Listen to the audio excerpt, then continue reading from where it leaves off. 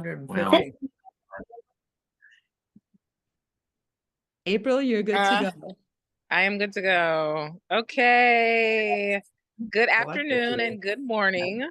Welcome to our new lecture series, SFAI Memory Collection, in collaboration with the SFAI Legacy Foundation.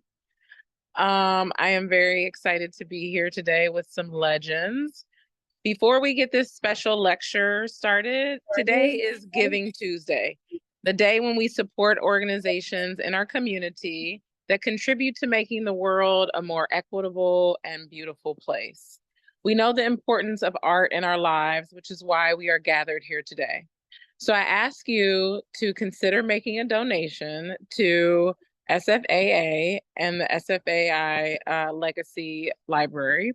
So maybe instead of that cup of coffee or unnecessary item in your Amazon cart, you choose to share your resources with us today. We thank you for being here. And I would like to let you all know that we are live in Linda Connor's beautiful home in Marin, California. I am outside, they are inside.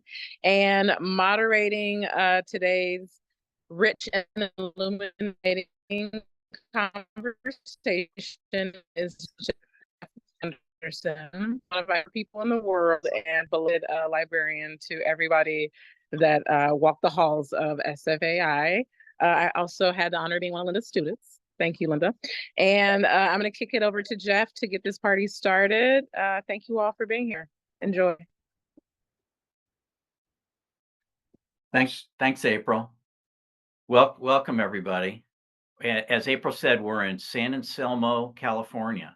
Don't give them the address. Linda Connor's house at 80. No, I won't give her. And what's your social security number, Linda? And we're actually looking out onto a beautiful Japanese maple tree and a koi pond, and April, who's out there somewhere. We could need tech support at any second, so April's standing by. Thanks for all of your help, April. Thanks for your help, Maria and Eugenie and Christina. I have the pleasure today to be here with Jack Fulton and Linda Connor, both of whom were longtime photo teachers at the Art Institute. And I think we should just start. Somebody who studied a lot of history, I do things kind of in a narrative chronological fashion. So we have a set of slides, which Eugenie is going to roll through with us here. And if you want to put the first one up, you can see the introduction to our things. Eugenie, if you want to share your screen. And there is the invitation that you guys all got to this talk today. And I don't know, that's down in the photo lab, as you would call it. You didn't call it, what other, you had other names for the photo area though, didn't you? Like the cave or where Well, the cave was where they checked out equipment to students. Yeah. And then there was the office where the various people who ran the lab worked. And then there was this communal area where things got mounted and we could gather, had a big work table there. And then the actual photo labs were in lots of different places, up on a balcony, up some other stairs to another section. So it was a pretty elaborate place, but and those windows in the back looked out over the back parking lot that was on Jones Street. Jones? Yes, Jones. Yeah. Well, I realize that this photograph is, I think, the only one in this PowerPoint that does show the the lab. So it's well, kind the of dark crucial. rooms are We dark. should have, and the dark, but that's true. But we should have tracked down some more, because those were really sort of sacred grounds for all you photographers down in that area. That in the east wing of the school. Okay, the next picture, Eugenie. I'd like to add that, well, there's my favorite pal. You are up in the quad overlooking, looking to the east there. Yeah. Jack.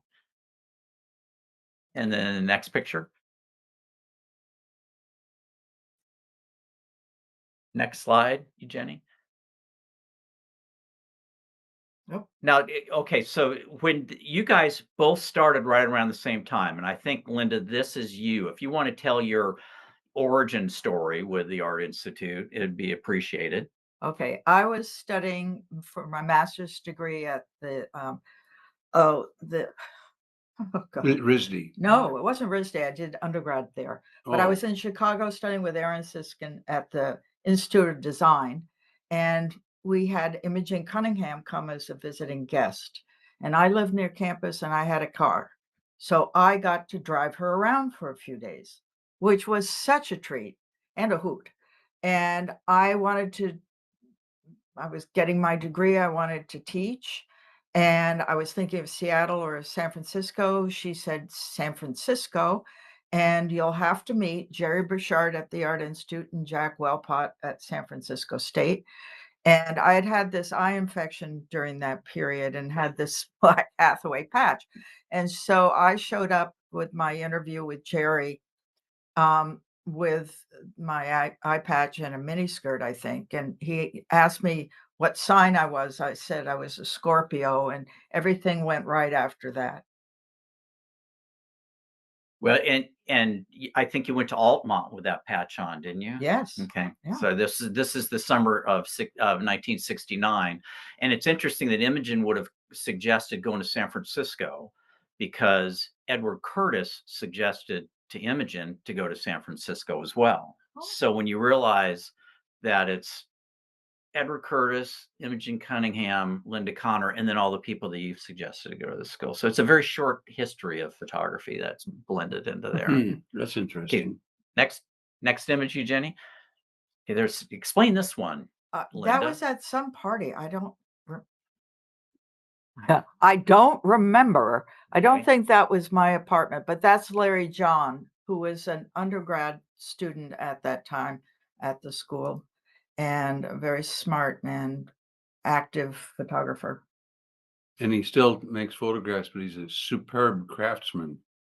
Maybe he's in the audience, so you can ask a question or pipe up at some point. Yeah, Larry can tell us. Yeah, he's a cabinet maker. Next photo.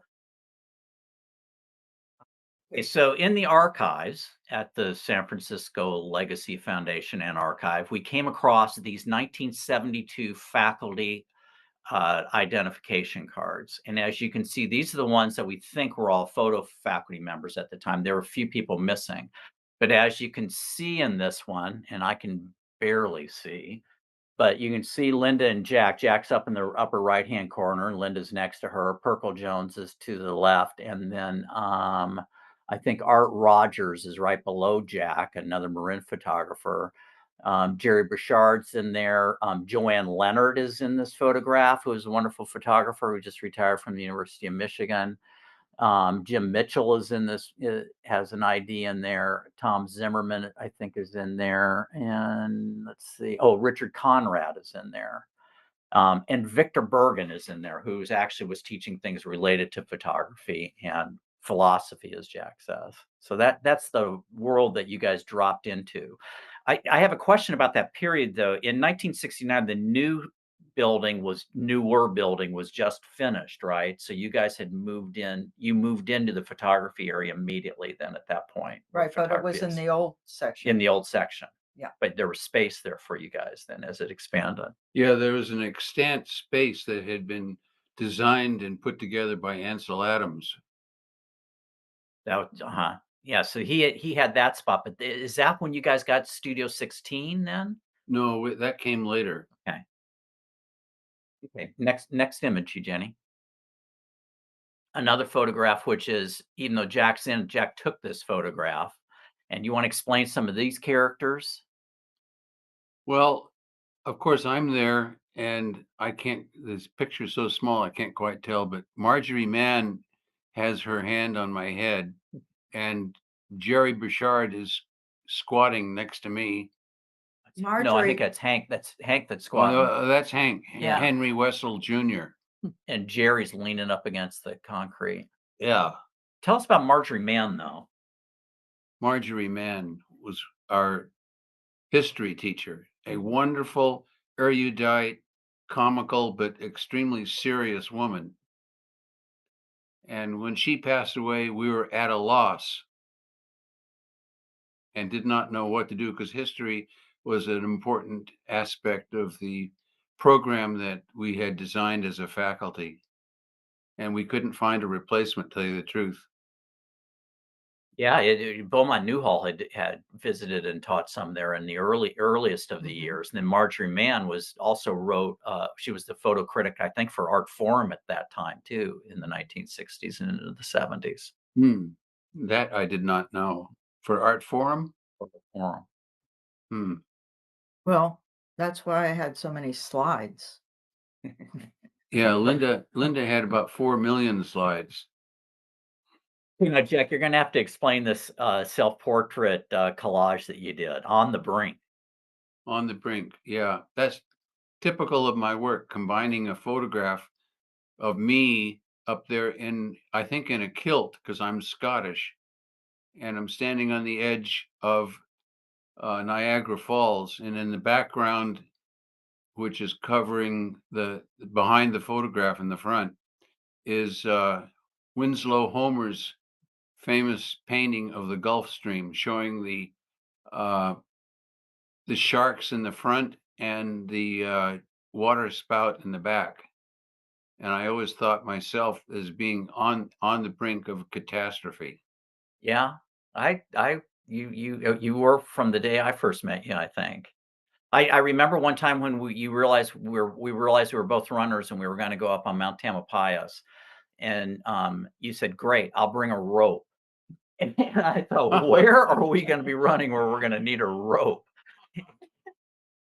Yeah, that was my favorite thing to do, is to jog 5 miles a day up on top up and down Mount Tamalpais, and another 12 miles on the weekend. But you're a greater runner the than I brink. am. Well, how about swimming? Okay, now the next picture, you Jenny. Okay, now you got to explain this one in your catastrophes, Jack. Yeah, this like Linda has kept friends all her life, which is really quite spectacular, and she has a vast array of people she's known for decades.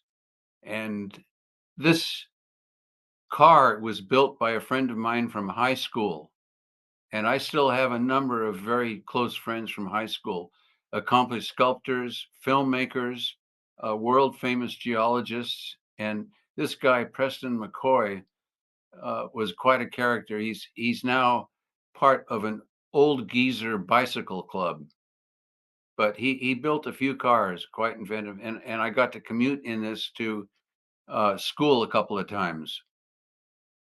This was still when you were in high school, though, right? No, No. this is later. Oh, okay. Next slide. And then in the 60s, before you even came to the Art Institute, you must have known of the place because you were taking photographs like this of Bruce Nauman. Yeah.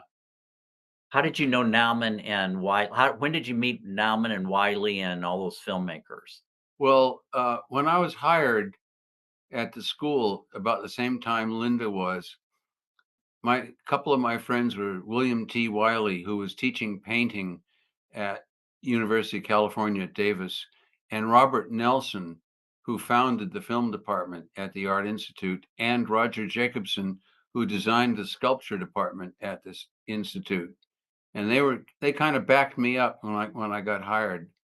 And yet, me being a photographer and having fun with the medium and trying to be extremely serious, I found that many of my friends from, like Manuel Neri and Wiley and others were not really fully interested in photography.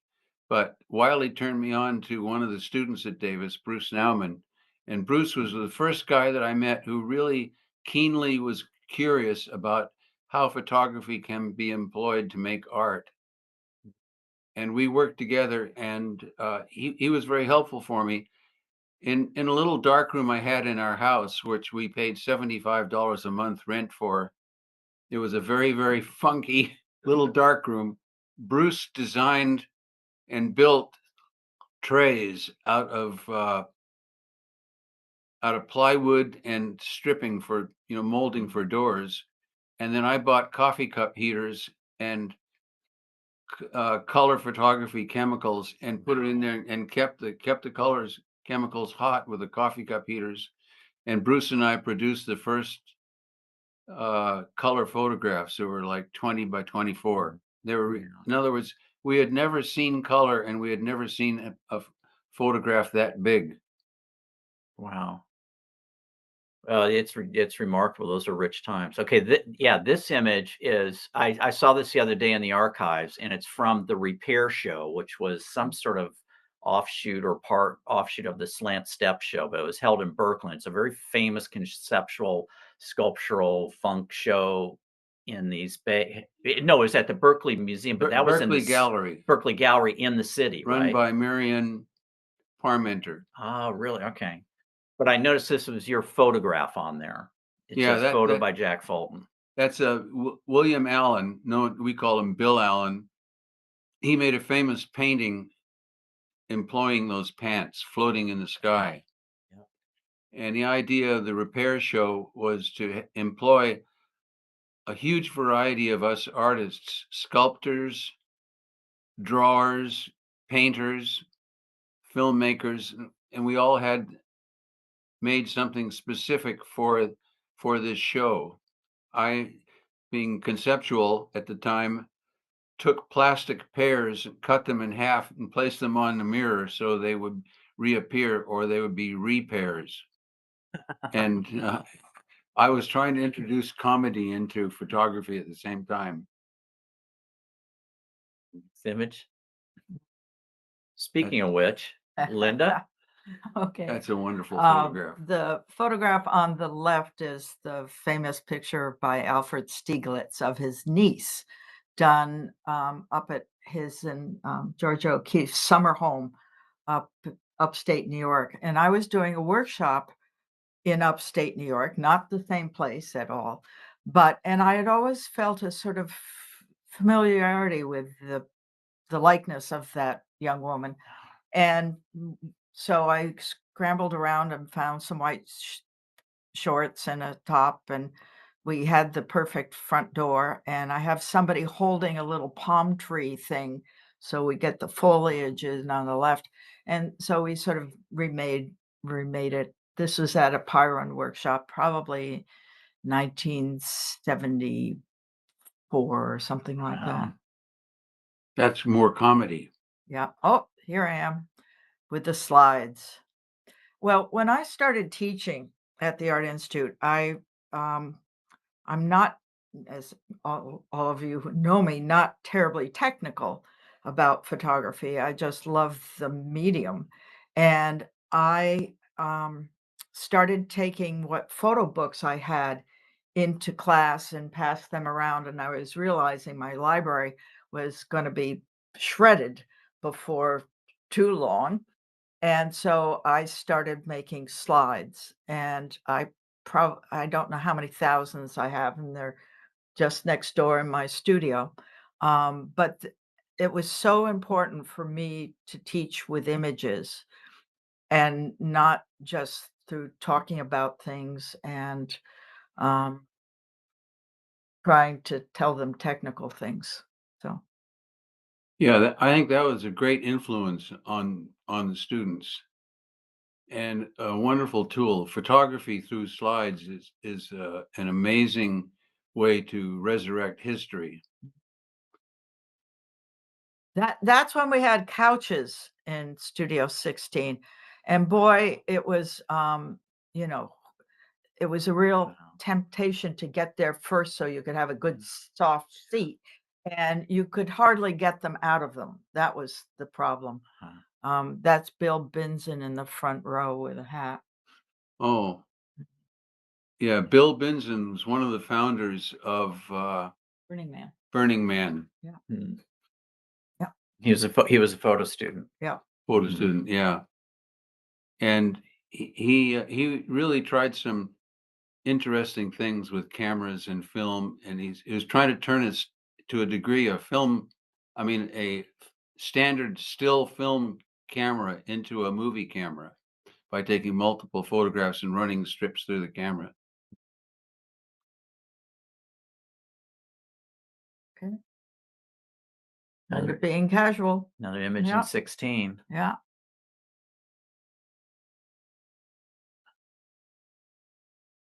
That room was so generous and big and flexible, and you could really get a lot of work up on the walls.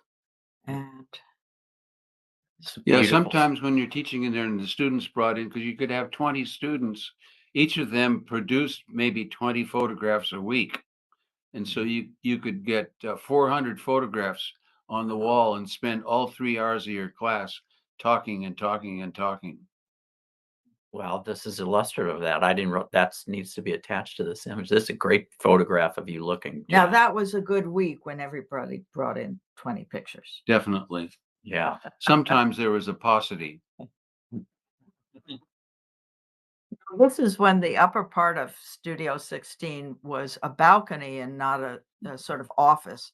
And I don't know what the occasion was of me throwing all these balloons over the railing, but oh, that does not look up to code, Linda. Well, the code. Did you make that, Jack? Did you build that, Jack? I actually built that whole room. Yeah. Yeah. Nobody toppled off of that. No, not that did. we know of. We use the upstairs for private meetings with students. Now, it looks like there's a ladder there, but there is a door and there were stairs. There were stairs. Yeah, I constructed a set of stairs on the inside. I think the sign says no smoking, which I thought was a little severe, but maybe they didn't smoke. So the stairs were built before it had been just a ladder in the early days? No, there wasn't even a ladder in the early days. It was just a blank wall. Oh. And I came in and bought a bunch of lumber and built rooms and stairs. Okay, well, this is an interim stage then. Yeah. And there's an excellent view of the studio, which would get flooded with light. This was when we were looking for incoming graduate students, and we'd lay out all the applications and go through, and we could and we invited. We went back and forth on this, but we would invite the current students to have a say in selecting who else joined them. Yeah, that was made us a very close-knit department. So the MFA, the master students were deciding with you guys, would talk about all the applications. They didn't get as many votes. Yeah. Yeah, we felt that asking students who had gone through and practicing photography of the day to look at what might happen in the future. So they were very influential.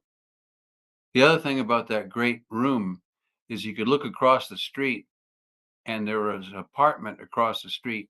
And often the people who moved into that apartment knowing that we were in art school would parade nude in their room. And the students, we could look down and watch people parading nude across the street. Save money on models. Yeah. Oh, now this comes later. This is when Mike Mendel and Larry Sultan were graduate students or soon had completed that. I can't remember which. And they decided they were going to do these baseball cards. You used to get with bubble gum, you used to get cards of baseball players. And so they went around photographing various photographers. Imogen Cunningham has one, and Ansel Adams. And anyway, this is my card. And they were also doing some really exciting, beautiful billboards too. Yeah. And then those books of evidence. And the evidence was right at the same really time, quite brilliant. mid-70s. Yeah. Oranges on Fire was one great billboard. And I think evidence is being republished. Is it again? Yeah. It's been republished like 3 times already. Yeah. Oh my goodness. Okay. Well, it's really interesting to think of that range of faculty that you were part of in all the different periods, but particularly in the 70s, because there were just so many faculty, and it included Jerry and John Collier Jr. and Perkle, and Reagan appears, and then Larry appears, and Henry appears. And I mean, it's just such a range. there. Ellen Brooks, Joanne Leonard. Russell. Yeah, one summer when I was chair, I hired Imogen in the summer class, along with Lisette Modell Wow. Yeah. and Ellen Brooks. And both Lizette and Imogen had taught there in the 40s. Yeah, yeah. Wow. I mean, that's the 70s. So 30 years later, Yeah. she comes back feisty as ever. Mm. And I'll add, it was around that time that the department, which was really quite dynamic and exciting, we would like to expand, and we didn't know how to do it. We wanted to change the dark rooms, and so the school wouldn't support it. And I found out about a grant through the United States government called Title III, and I applied for it and got $150,000, which blew the school's mind surreptitiously.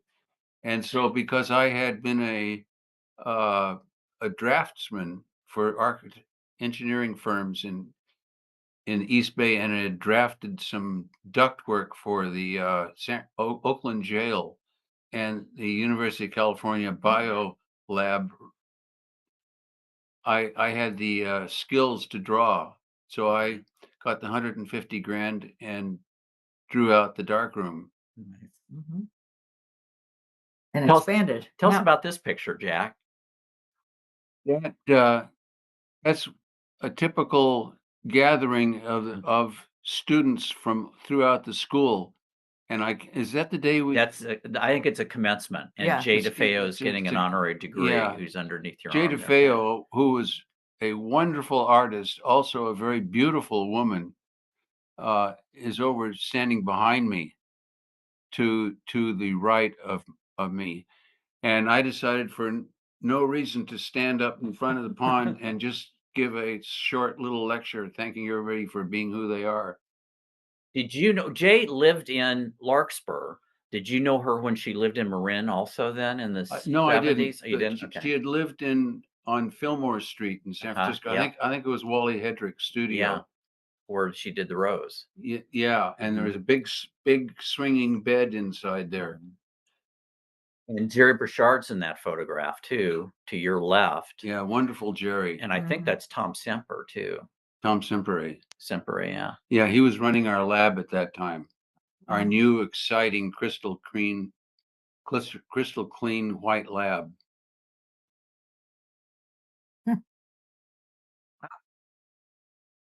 Pencil press. Pencil press, Jack. Oh, hey, that's me.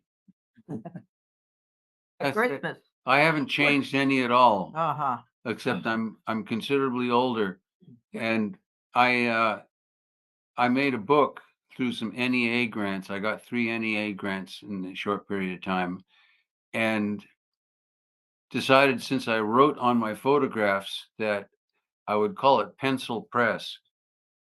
And that's a photograph made of a rhinoceros in Africa, in Kenya, in the area called Manyara, below the Ngorongoro crater. Pencil's great. Yeah, I still have that in my studio today. Somebody gave me it. And then one of those publications. Yeah. Yeah, and then I was very fortunate to make a book called Two Saunters about walking in the Sierra Nevada in summer and in winter. And it's all about a 35-page book. Maybe it's got more photographs than that. I thought, and it's a combination of color photography, black and white photography with text. Next image is one of those. Here. Oops. You can go back. There you go. There's one of those images. Yeah, that's what I was doing at that time, color photography. And that's based on, I believe, American Indian history and how they look at nature.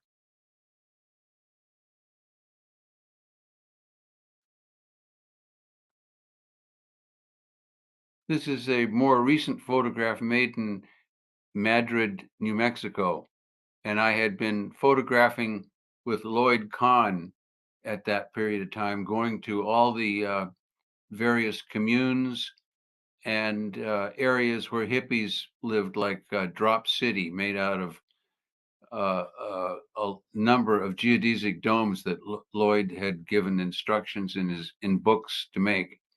And when we came into Madrid in the early 70s, we could have bought the whole city for $25,000. Now you can't buy a lot there for $25,000. That's outside of Santa Fe. You managed to find color. Oh, tell us about this. Is one of Lloyd's books that he did called "Over the Hill but Not Out to Lunch," and you were the one of the people featured. Yeah, there's my friend Roger Jacobson on the left, and he's another one of my friends from high school. And we did 2 or 3 trips out in the Utah desert outside of Moab on our bicycles. We'd carry our food and our water for over a week and go 100 and something miles camping out.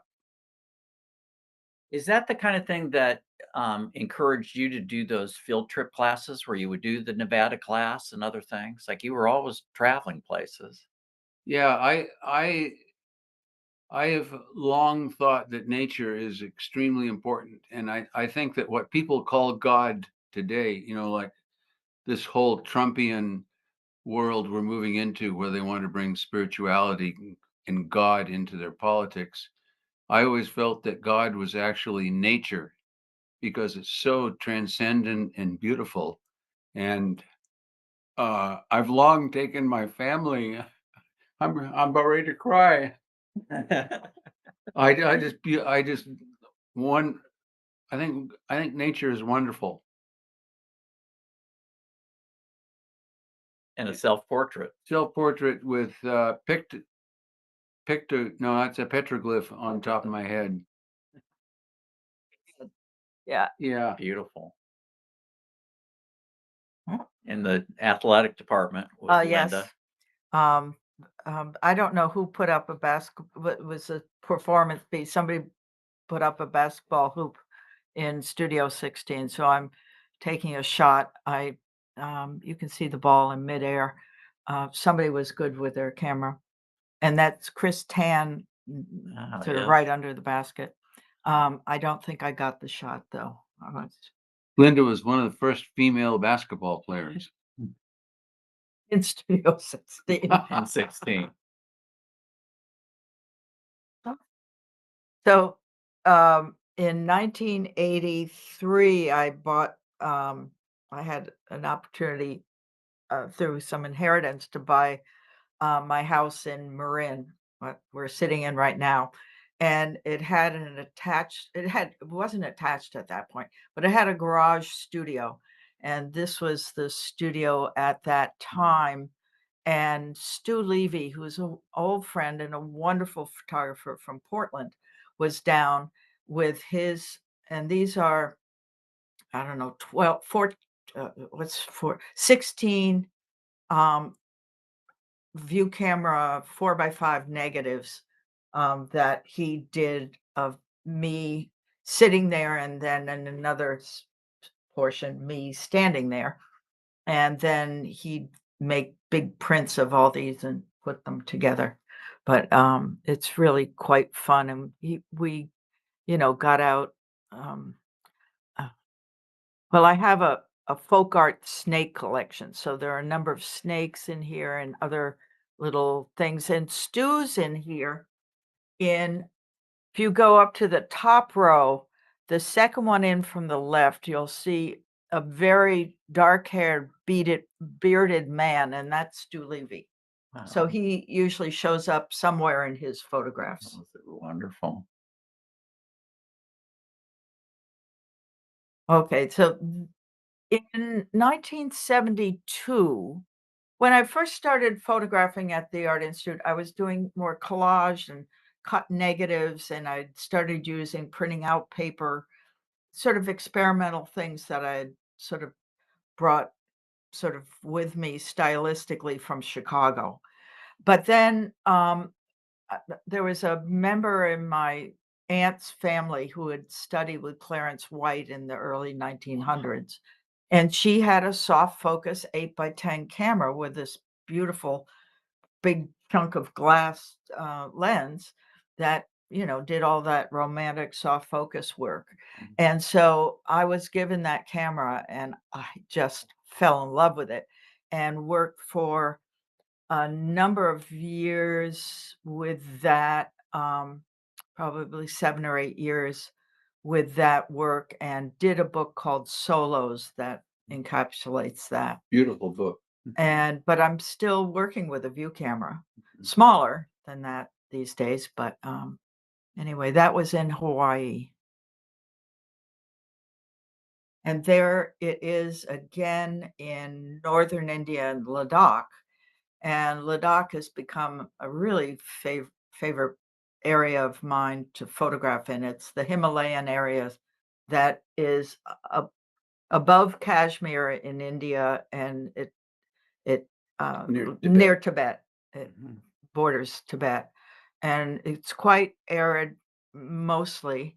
And there's rock art there and old Buddhist monasteries, and some of the nicest people on the planet. There's a rock art on that thing. Oh, now there's another Art Institute faculty card coming up. We don't have to.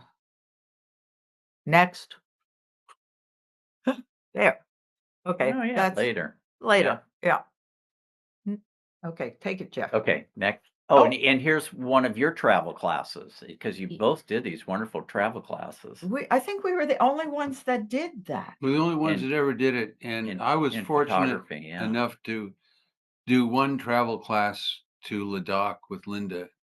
All I can say is that it's experiential to get that high, that far away from your home, and to realize that the world is one is really important. And I know that all the students who took it, it really literally changed their life.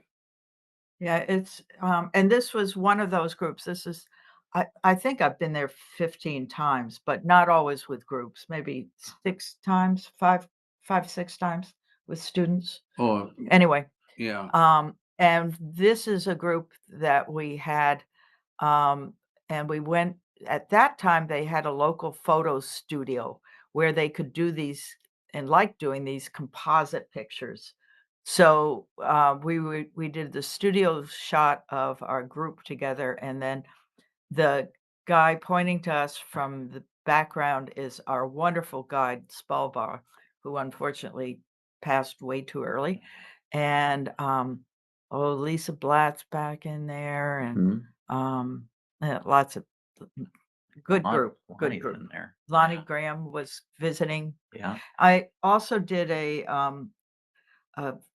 travel class up to the not the Yurok, but the oh boy, too early in the I morning. mean, Trinity Alps? No, up Indian country in California. Hoopa? Hoopa, thank you. And that was quite wonderful, but kind of we had one student that disappeared on the way home. That happened for a few days and got everybody upset, and his mother came out, and oh boy. Well, it's chaperoning aspect. And as an ad link to that, my experience with that class in Ladakh, a place I was surprised how beautiful it was, influenced me greatly in starting my own little groups. I'd take, groups into the desert called Nevada Plus. Yep. And it's important to again be with nature. And let students be in a different environment. So this was graduation day. I don't know how many years ago. That's Yasu Matsumoto and me sharing some celebratory champagne. And we're still in touch. And he's in Tokyo and doing some wonderful photographic work. Twice again. We have it in there. You're working again. Yeah. I'm ready to do another history. Every week. Yeah. Every more so. Yeah. You're back in the. There. A picture of John Collier, who was influential with both of you guys. John Collier Jr. John Collier Jr. And he was an FSA photographer, Photographer, yeah. documentary photographer. So was his wonderful wife. Is it? Yeah. Huh. Yeah. John had been a student at the school in the 1930s before there was photography. And we recently came across his transcript in the archives. Wow. And his address was listed as 628 Montgomery Street, which was the Monkey Block where the Transamerica building is now. And his contact person was Maynard Dixon. Wow. Who had previously been married to Dorothea Lange, and that's how the connection that John had. Yeah. But again, it shows you, John taught at the school up until the early 1990s, up until when he died. He taught Bill Owens and many other students. Very influential with And developed the term visual anthropology, which has become a unique separate part of anthropology. Important to Robert Frank and Gordon Parks and wonderful photographers that didn't have anything to do with the school too. Yeah. So John was born on a blood dirt floor. They would take cattle and slay them and use the blood to mix with mud to make the floor of the house he grew up in next to Taos, New Mexico. And the next image, Jenny. So John was deaf as a post. He had a very bad accident as a teenager, I think. And so he had a hearing aid that had a little microphone on it, but half the time it was screeching or it wasn't turned on. So this was both a sort of embrace and a little kiss. He was a sweetheart, but probably also saying something quite loud into his ear. Really a wonderful, wonderful man. His whole family. Yeah.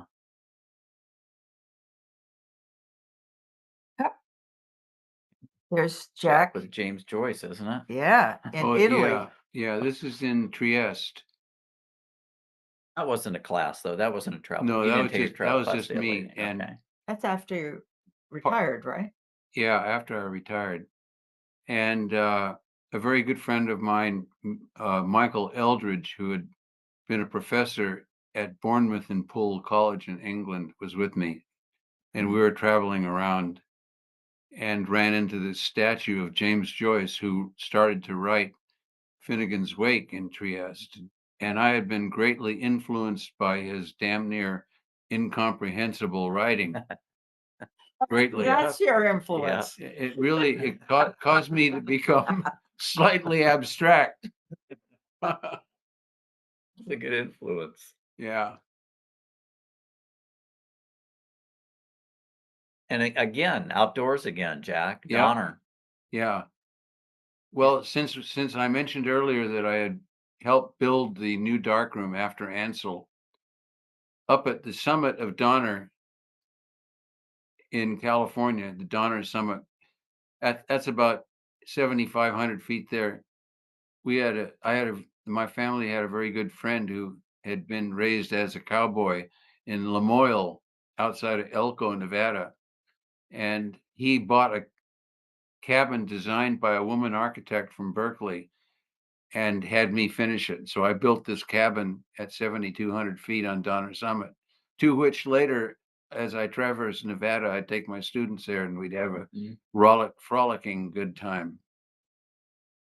It's a beautiful spot. I remember driving through there and calling you, finding exactly where it was. And it truly is at the top of Donner Summit. It's right there. Yeah, it's the highest cabin on Donner Summit. Yeah.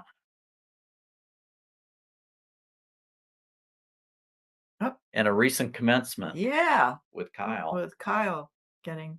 Who just gotten the Fletcher Cup. That's it. Which is in the archives with Kyle's name. I think that was the last graduation. I think it was. Yeah. Wow.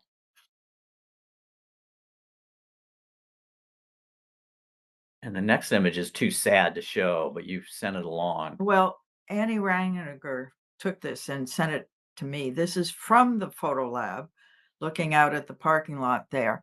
And I'm on the left getting into my Subaru after graduation and leave. I think that was the last time I was really on campus. Wow. Wow. Yeah, they'll fix it up and we'll go back on campus. Yeah, we'll be back. The next image, Jenny. Oh, we're back in the lab. We have work to do. Hmm. Well, I think we have some time for some questions if people want to put them in the chat, or if you, Jenny, you'd like to could read them off to us, or Christina. I mean, if anybody's seeing what we just talked about has a question, Yeah. that would be a trip. They No, can wait do a minute, questions or Haven't you thoughts done if this they want to before? share thoughts or comments if they want to share comments also.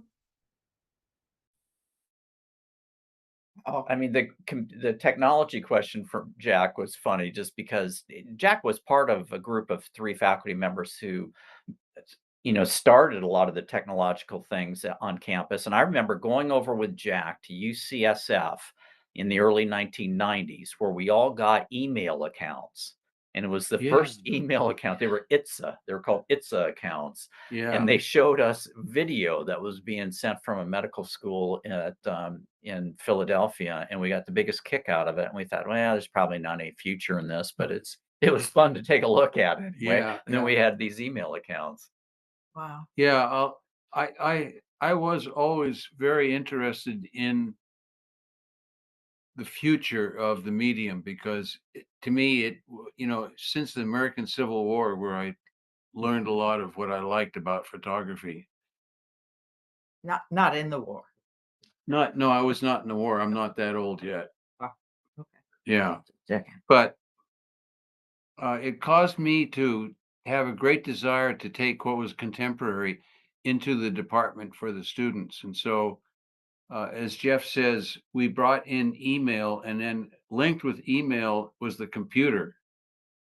And then I went out and I figured out how to make the computer work with photography. And one of our students, Harry Bowers, is known and recognized as the first person in the world to make a color photograph digitally with a printer. He was really incredible. He was a physicist and wrote the algorithm on how to do it. And he got into it by walking into the Apple headquarters and talking to Steve Jobs, and told Steve, he says, I can make a portrait of you 15 feet high. And Steve says, okay, and gave him a Macintosh, and he went out and printed it all out on typing paper and pinned it on a wall. And unfortunately, Harry just passed away recently. Yeah. At my age, 85. So there are some questions in the chat. April, do you want me to read them off, or do you want to read them off? Okay, I can do that. So Jill Lay says, great conversation, Jack. In the New Mexico photos, are those original colors, or did you enhance them? No, they're color photos. But do you gussy them up much when you print them? Well, it depends upon what the photograph is, what I see in the photograph. That one of Madrid outside of Santa Fe is enhanced color, which, it's just a typical old Photoshop thing. You can go to certain parts of the photograph or decide to make the reds redder. And I've always liked a juicy color photograph. My daughter, who is here and you don't see in this picture here, we went through the photograph site that I've made since January this year. And what do you think there were? How many? Couple hundred. Yeah, I mean, yeah, Easily. at least a couple hundred.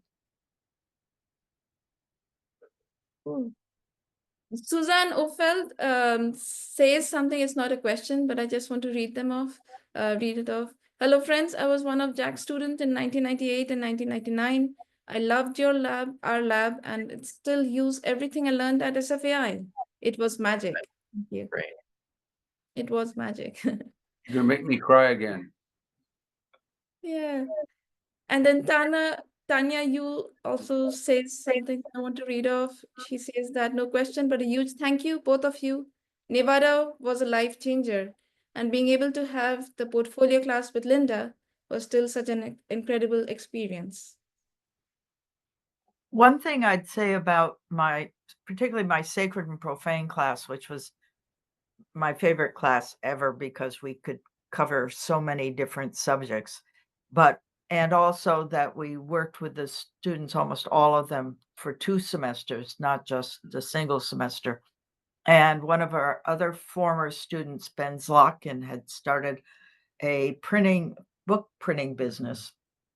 And so we would have a class book every year with a section for each student's body of work from that class. And I think I have 8 or 9 of those volumes, and I really cherish them and enjoy seeing them and remembering, the people in that class.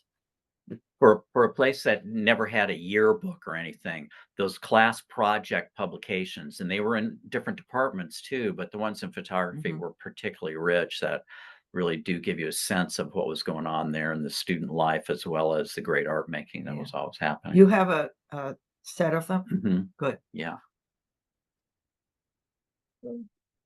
And I'll add, oh, no, go ahead.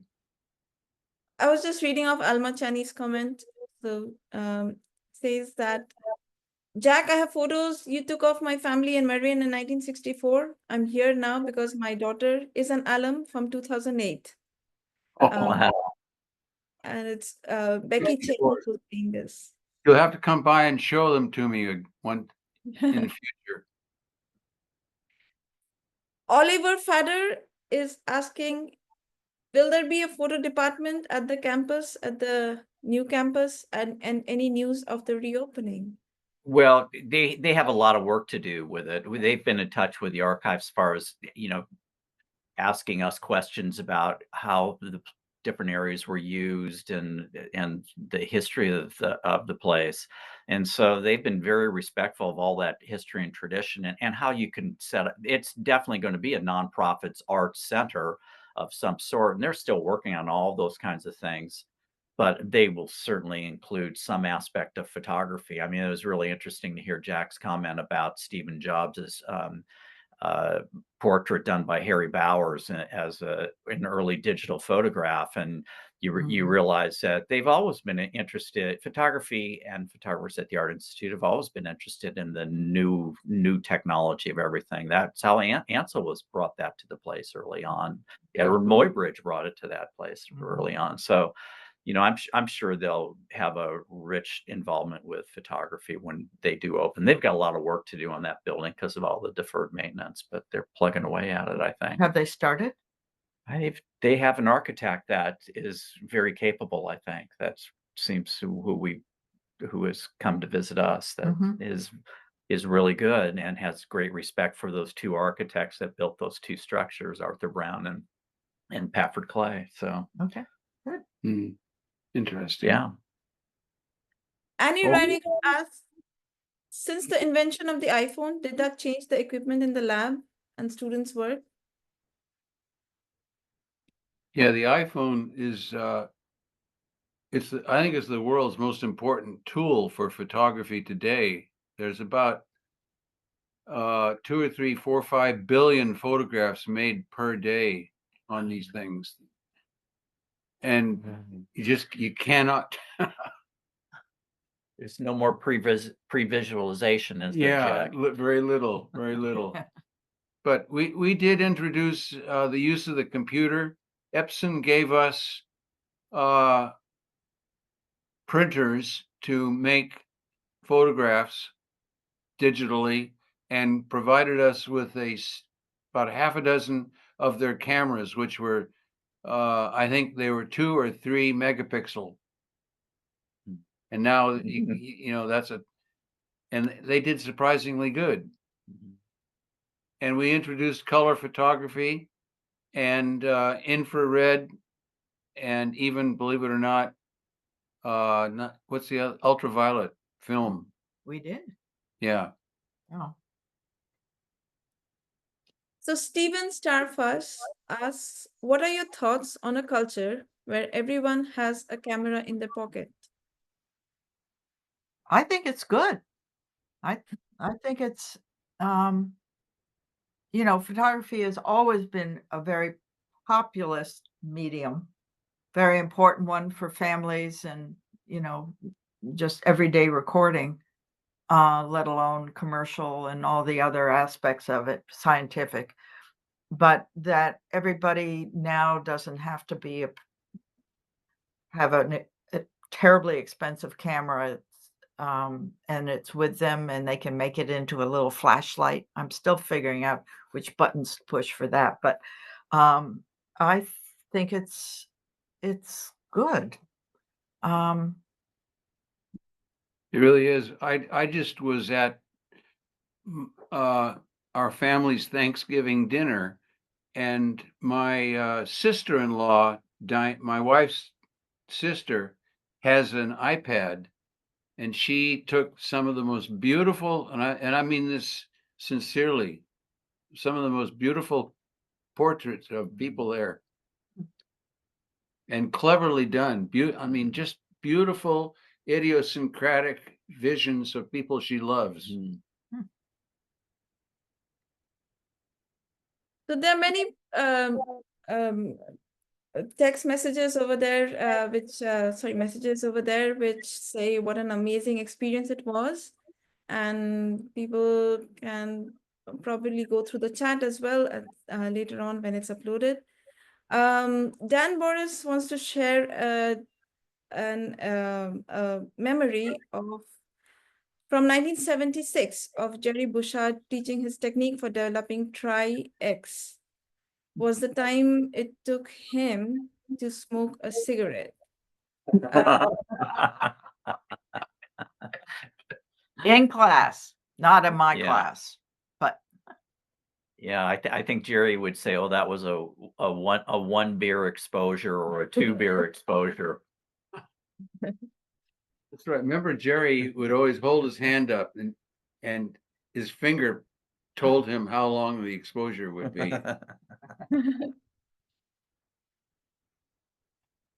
There are other people sharing more experiences and giving more thanks. Dan Boris gives a big thank you to you, Linda. Dan graduated in 1979. Janice Sinantikut says, great to see parts of the studio and the courtyard. Jerry was the instructor for my first photo class in 1965. I love that intro to photography, graduated BFA in 1970 as films were getting started. I've really enjoyed this, thanks. Wow. And Alma Cheney, whose comment I read out earlier, says that I can hold up a collage I made of my mother, Lara, in memorial in 2017. So there are many people who want to share more stuff, but I don't think we can, with the time constraints in this hour, we can do that. Marty Pekin says that my first class with Jack was memorable. He had a glass of red wine in one hand and a joint in the other, 1975. Those were the days. That's how he got out of the car today. I was making a joke about it. Charlotta I do want to add here, though, that if you're students out there watching this, or whoever you are, how you're related to the school, my most memorable experiences were with you. I mean, to have a class of 15 to 20 people wanting to learn something that I loved, and to share insight, thoughts, ideas, and hopes for the future is really, it's made my life. he's about to cry again. And there, it looks like it made the life of many, many, many people. As like, I think I'll not be able to go through every comment over there because they're all giving their heartfelt thanks to both you, Jack and Linda, and how it changed their lives. And I'd love to be in touch with particularly anybody who came on some of the travel classes, either to Hoopa or to Ladakh. And I bet Jack would love to hear from some of the Nevada crew. Yeah, I do. Didn't you lose one or two? Well, they're comical stories. I did. I had one memorable loss, but I just want to point out that it's nice that Linda and I are here because we're such old and good, sweet friends that when she does something like going to Hoopa, I had in my life, I lived in Hoopa, surveying a road up past Ishy Pishy Falls, up to Wichipek. So it's just these ironic little links. One of her favorite papers, which I have to help her order, is Moab paper. And that bicycle picture of me in there, after I got through with it, I ended up in the town of Moab, and I ironically came What year across. was this? About. I would say it was the early 80s. Yeah. And I ran into a little office at Moab Digital Paper, and I went in and met the owner. And since then, I've had a good discount of Moab paper, which Linda uses now. If I can. That's good to know. Swing. Yeah. Jack, me and you, besties now. Well, I used to be very good with bullshit. With people. Yeah. I want to read out Paul Muller's comment. The spirit of the lab is alive and well. I just saw the creation of a beautiful lab, both digital and film, at Olone College in Fremont. And it definitely inspired by the lab at SFAI. Oh, great. There is a question. What do you think about the advent of AI in photography? The advent of what? AI. I don't understand it, but it just, I think what it can do with text and stuff is pretty, I guess is pretty scary, mainly because I'm old fashioned. And I just think most of the things I've heard about it is sort of on the evil side of things, representing people who, wrongly. But Well, if Linda's old fashioned, I'm older and I like new fashions. And so I the other day signed up and got on and created an artificial intelligence photograph made out of, I talked to the machine, or the computer. I said, give me a Norwegian rune surrounded by Hopi hieroglyphs. And I don't mean hieroglyphs, I mean pictographs. pictographs. Yeah. And it produced a very odd looking, I didn't particularly care for it. Like a wheel. So I think that we as humans are probably a bit more inventive than artificial intelligence when it comes to seeing. Artificial intelligence steals visual material and information from what is already extant and tries to adopt it or adapt it. And irony plays a strong part in making something that's interesting to look at.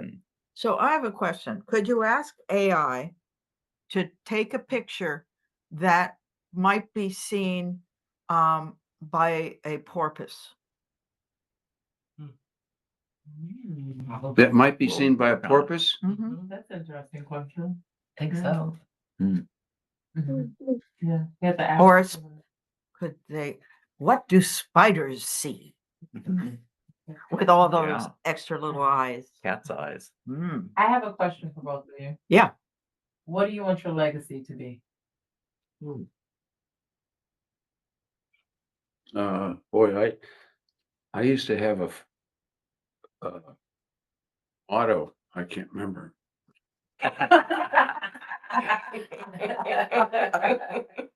Well, I think I would like at least some of the images to remain in some kind of circulation, either by book or by print, or because I think what my talent as a visual artist is, my cooking's not bad, but the photography aspect is really my strong suit. And, you know, so that I'd like that to outlive me. Yeah, since I have so many photographs in my studio, piles and piles and He piles. doesn't show them to anybody, by the way. Yeah, I don't show them to anyone. No one has seen what I've done. That maybe at some time in the future, when they decide to wreck my house, they'll find them and say, "Hey, look what we found." Oh, buried treasure. Yeah, buried Yeah. treasure. That's what I'd like to think it is. Archaeology. Yeah. Yeah. My old motto was "Have fun and make history." That's good. So I'll read one last comment, and with that, I'll probably close the recording. And this is from Mike Light. Great. Mama Photo and Papi Jack, thank you for a lifetime's commitment to the medium, to SFAI, and to all of us. MFA Photo 1993 was a freak show class, but you put up with us. And it's been a precious lifetime in photography so far. Thanks to Regan and Hank too, and Larry Sultan, who by my time was over at CCAC. Sandy Phillips too. What a wild mix. Love and next to Mike Light. Thank you, Oh, Michael. Great, Thank you. Michael. All right. So with that, I will close the recording. And Thank you, Thank you Jenny. all, everybody. Thank you, Jenny and Christina and April. Yeah. Maria. Peace and love. Yes.